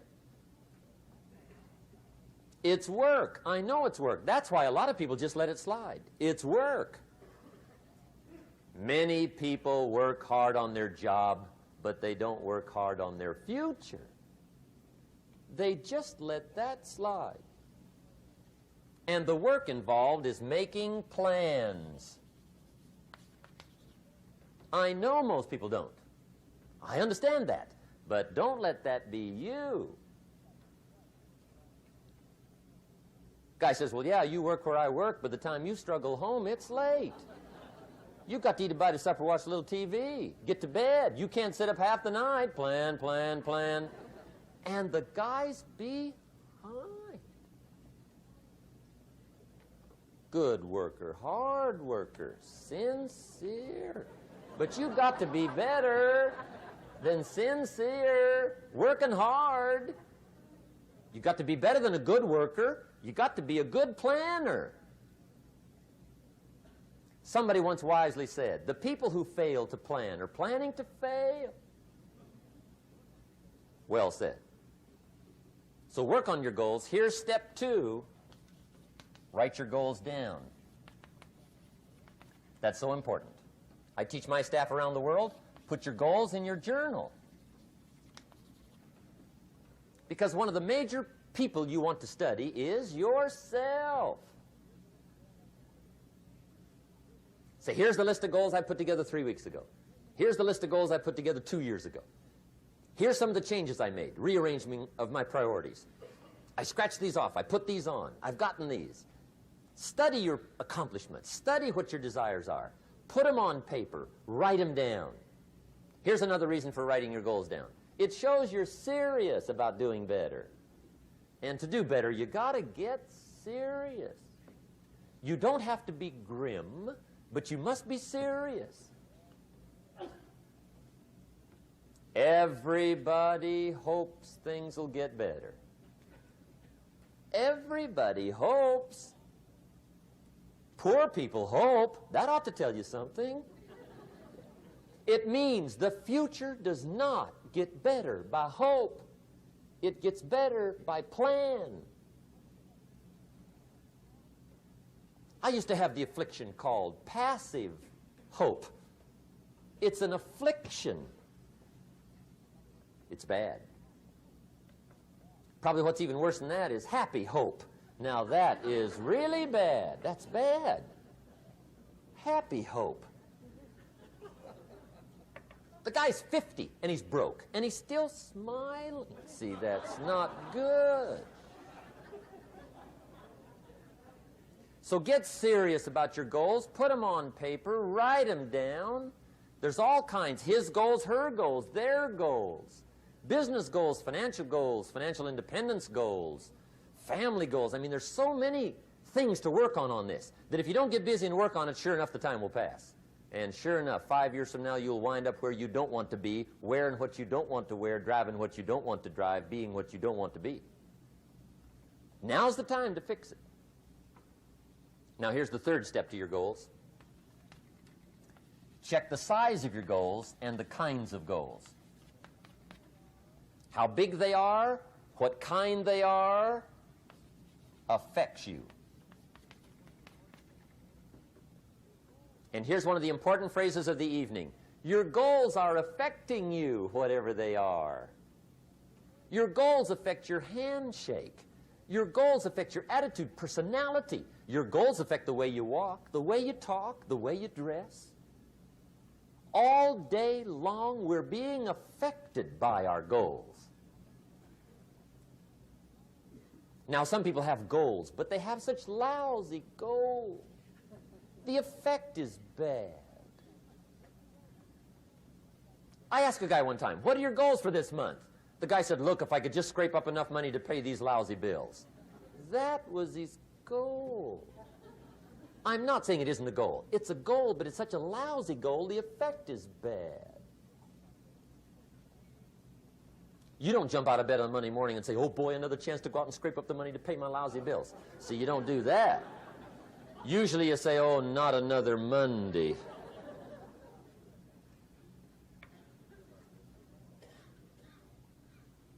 And some people have so given up on life, they have joined the thank God it's Friday club.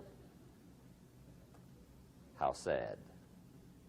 Surely those are the same people, when life is over for them, will say, thank God it's over.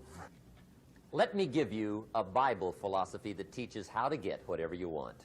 That's the title of the next set of notes. How to get whatever you want. From the Bible. Now again, I'm an amateur when it comes to the Bible. I'm not a pro. But this I can quote, and I think that'll be sufficient.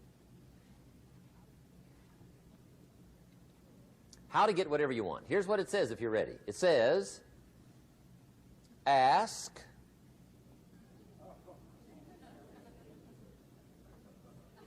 that's it. End of notes. Ask. If there's one art in life to learn extremely well, that's got to be one of them. The art of asking. What does ask mean? Ask means, what do you want? And the formula is staggering. It says ask and what? A guy ought to look into that.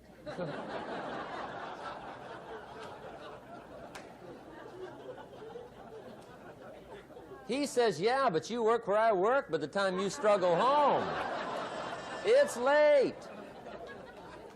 You got to eat a bite of supper, watch a little TV, get to bed. You can't sit up half the night, ask.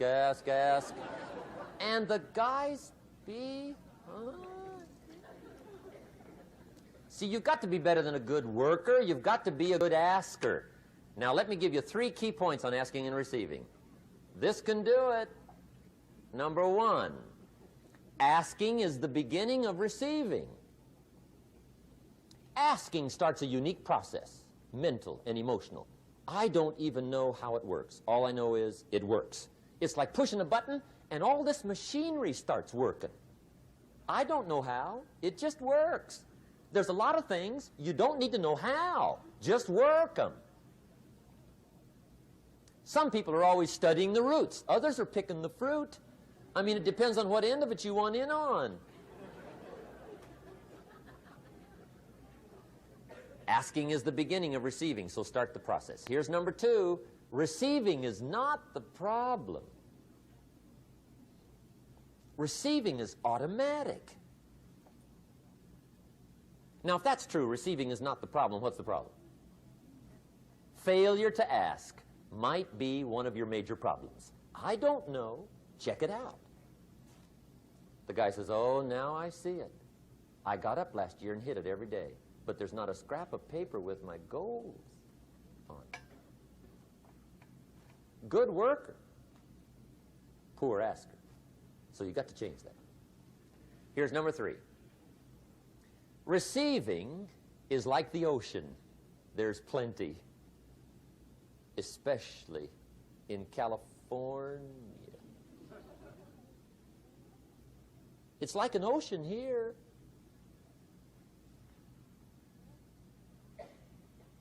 Success is not in short supply. It isn't rationed, and you stepped up to the window and it was all gone. No, no, no. It's like an ocean here. Now, if that's true, what's the problem? Well, some people go to the ocean with a teaspoon. Have you got the picture? See, what you want to do in view of the size of the ocean is trade your teaspoon for at least a bucket, and you'll look better down at the ocean. Kids won't make fun of you, right? Okay. Now, there's 2 ways to ask, and we'll wrap up goal setting. 2 ways. Here's number 1. Ask with intelligence. It didn't say ask intelligently, but I'm sure it meant that. Don't mumble. You don't get anything by mumbling. Be clear. Be specific. Intelligent asking means how wide, how high, how soon, when, what size, what color, how much. Define what you want and describe what you want. That's powerful.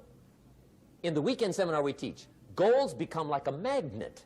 They pull you that direction. And the better you describe them, the more they pull. So ask intelligently. Here's number 2. Ask with faith. That's the childish part of the equation. Believe you can get what you want like a child. Not an adult.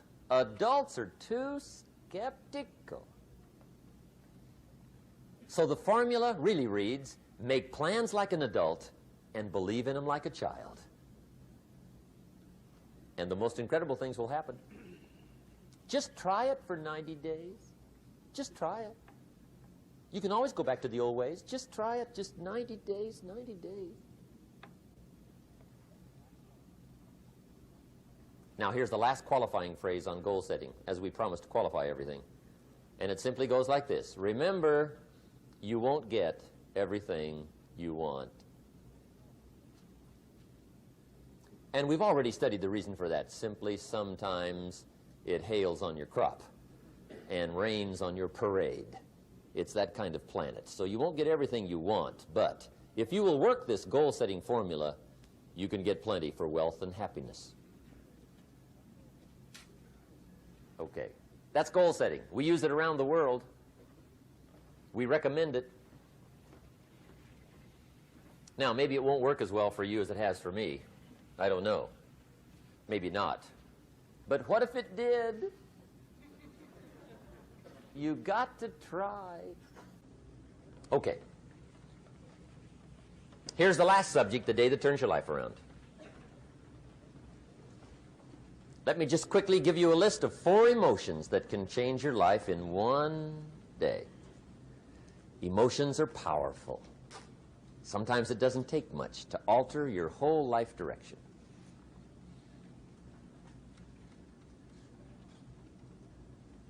Okay, here they are. Number 1, disgust. Powerful emotion. Disgust says, I have had it. See, that could be the day. The day you can say, I've had it. And whether you've had it with something small or something major, the day you can say, I've had it, may not be the day it ends, but the day it begins. That's what I said when that little Girl Scout left my door when I'm 25. I give her the big lie, she leaves, I say, I don't want to live like this anymore. I've had it with lying and being broke. Powerful day.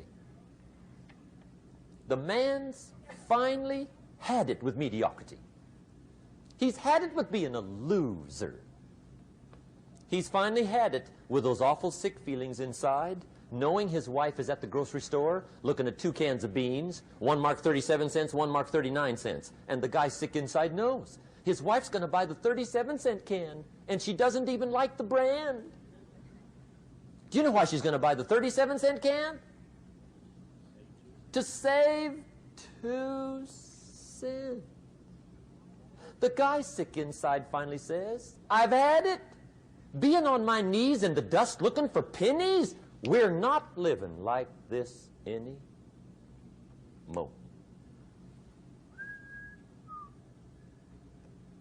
Could be the day that turns your life around.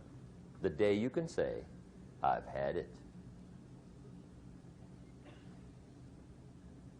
He walks into his closet and rips everything in it to shreds and says, I've worn this embarrassing stuff for the last time.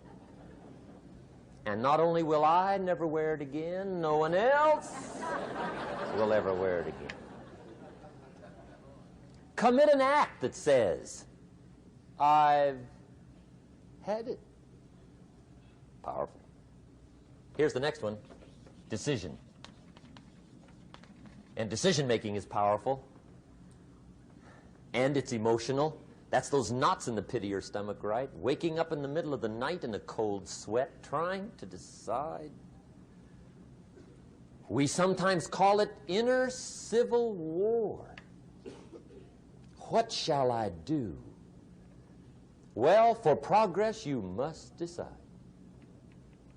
The best advice I can give you came from a wealthy friend of mine who said, if it's easy, do it easy. If it's hard, do it hard. Just get it done.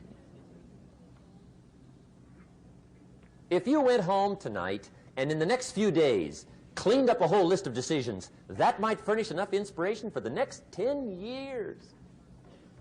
I found this out many times after you've decided. Getting on with it is easier than deciding. Sometimes decision is the toughest part. Here's the next emotion, desire, wanting to bad enough. And I don't know how to tell you to want to. That's something you've got to come up with. There's 2 things I know about desire. Number 1, it comes from inside, not outside. You don't send off for it. Number 2, I know desire can be triggered by something. Who knows what it might be?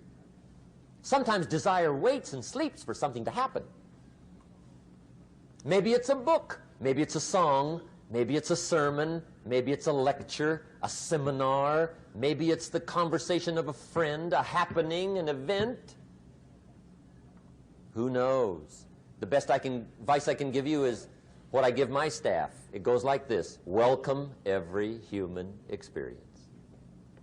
You never know which one is going to turn it all on. Even the bad experiences. Sometimes from the bitterest experience comes the greatest awakening. So let down the barriers, take down the walls. The same wall that keeps out disappointment keeps out happiness.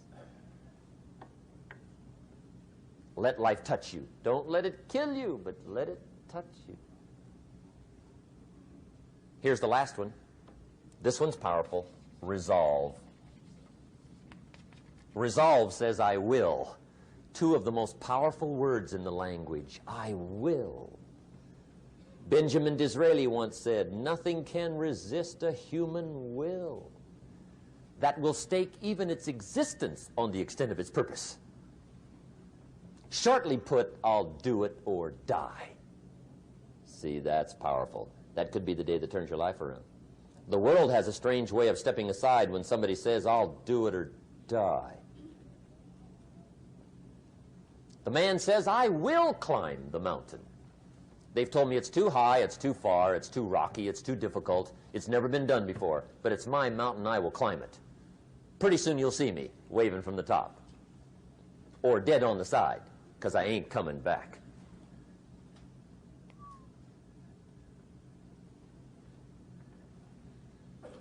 The best definition I ever got from the word resolve came from a little junior high girl in Foster City, California, up north. I'm talking to the junior high kids one day. I love to ask kids definitions. They come up with beauties. I got to the word resolve and I asked, who can tell me what resolve means? And I got several hands, and they were all pretty good, but the last one was the best. Little girl, about 3 rows back, held up her hand. She said, Mr. Rohn, I think I know what resolve means. I said, darling, what do you think it means? She said, I think it means promising yourself you will never give up. I said, that's it. Webster, stand aside. That is the definition. Promise yourself you will never give up. I asked the kids, how long should a baby try to learn how to walk? How long? How long would you give your average baby before you shut him off? How long? See, any mother in the world would say, you're crazy. My baby's going to keep trying until it learns how to walk. What a magic formula. Now let me show you what triggers all emotions into activity that brings results. And results is the name of the game. Here it is. Action. Finally, you must do something about how you feel.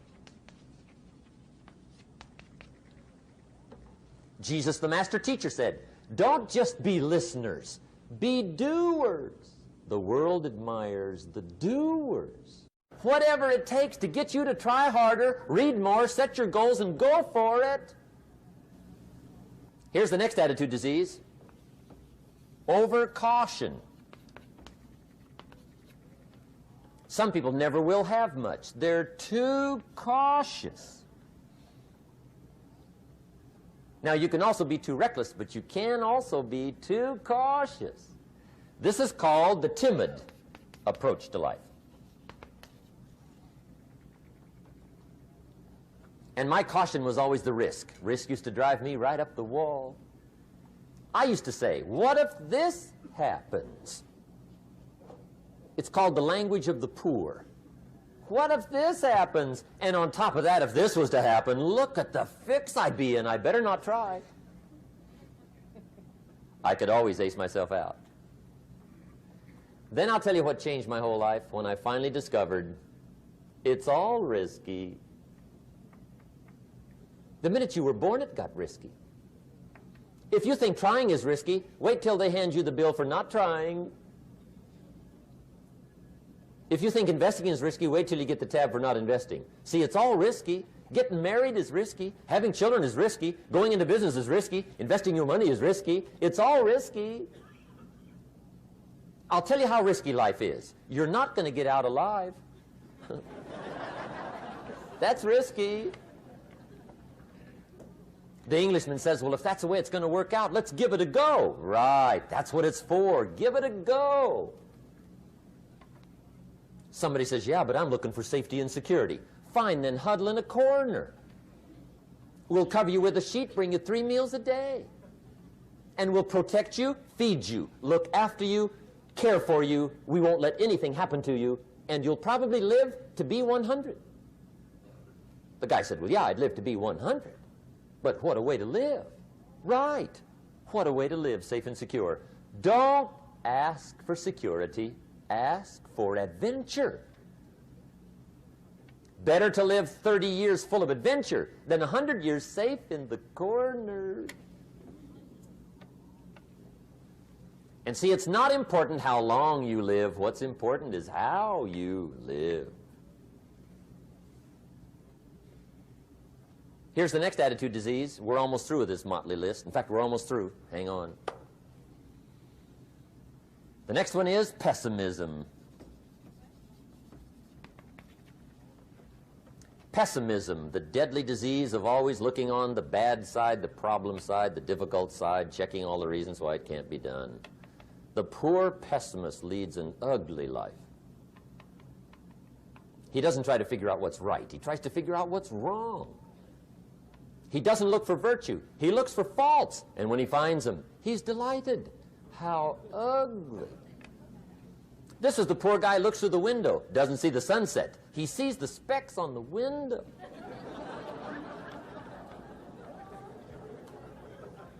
And this is the poor guy, right, who rushes up, takes such leave of his senses. This guy rushes up and he says, I've got 5 good reasons why it won't work.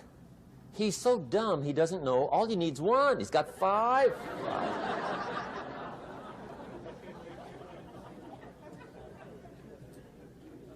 To the pessimist, the glass is always half empty. To the optimist, the glass is half full. Why would the same measure affect people 2 different ways? Answer, it all depends on how you look at it. Our lives are mostly affected by the way we think things are, not the way they are. The way we think they are affects us most. There's a subject we don't have time to get into tonight called better thinking habits.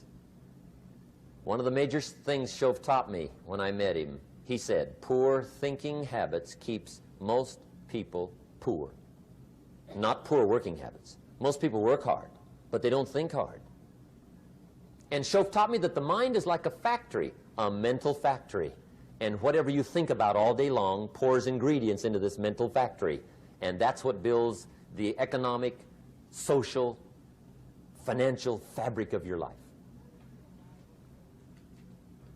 He quoted me a Bible phrase that says, as you think, so you become. How awesome. When he talked about poor thinking habits, he had me.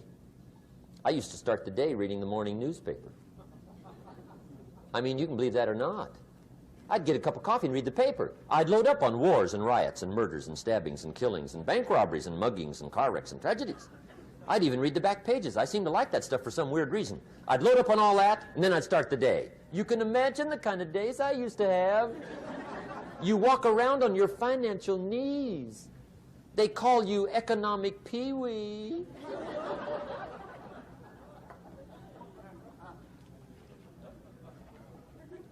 The guy says, I want to be a great leader. Wonderful. The first thing we do is follow him to his house. When we get there, we walk in and check his library, number 1. Somebody says, well, why check his library? The reason is because what a man reads pours massive ingredients into his mental factory, and the fabric of his life is built from those ingredients. You would not believe what some people have got in their house to read. You would not believe. One of the best dressed up words I know for a lot of it is trash. Can you imagine dumping a barrel of trash into this mental factory every day and coming out with a rich, dynamic, positive life? It can't be done. You might as well try making a cake with cement. The kids back in Danbury, Connecticut, high school, they're asking me questions one day. I'm talking to the kids. Kids got good questions these days. One of them said to me, Mr. Rohn, how do you build the good life? I said, it's simple. It's not easy, but it's simple. Here's how you build anything. Select the right ingredients, keep out the wrong ingredients, and it starts with thought. Everything starts with thought. So you must be wise and careful what you think about, because that starts everything. You got to be wise and careful. I asked the kids, what would happen if somebody dropped sugar in my coffee? They said, well, you'd be okay. I said, what if somebody dropped strychnine in my coffee? They said, well, you'd be dead. I said, correct. Lesson 1. Life is both sugar and strychnine. You gotta be careful. I said, what if my worst enemy drops in the sugar? They said, will you be okay? I said, what if my best friend, even by accident, drops in the strychnine? They said, well, you'd be dead. I said, correct. Lesson 2, watch your coffee.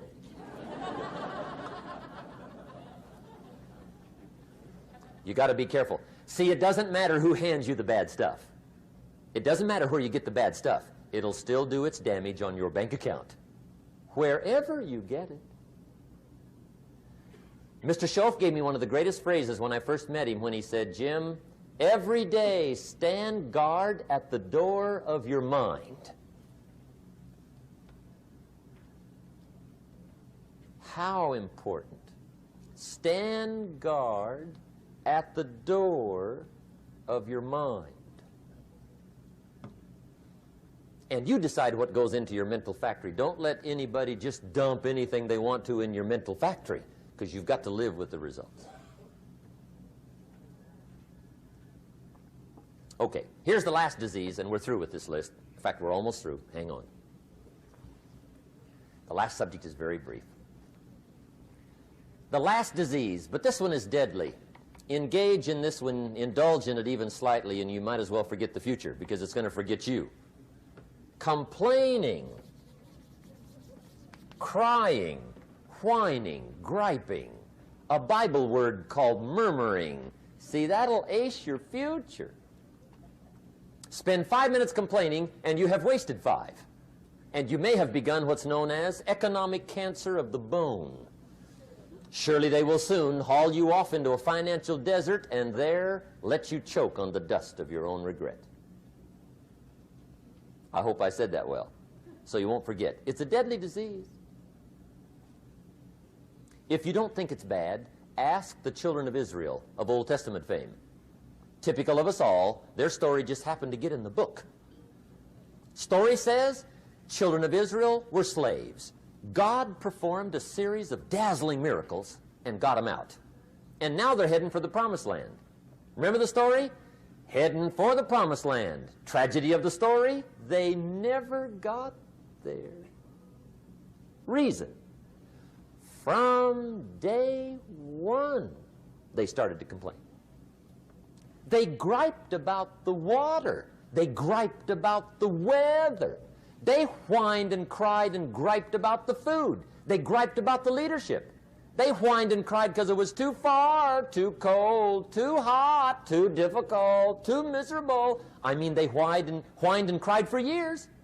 Finally, God said, I've had it, trip canceled.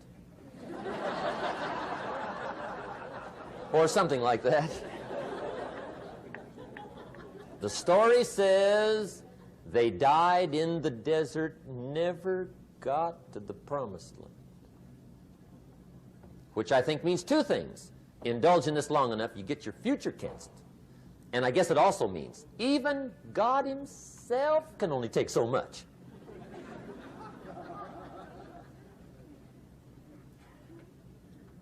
Okay. Just be on the lookout of the things that can destroy all the good you start. The war is on. And this evening, tomorrow, mentally, personally, socially, economically, you got to make sure you're winning the war. And this is part of it.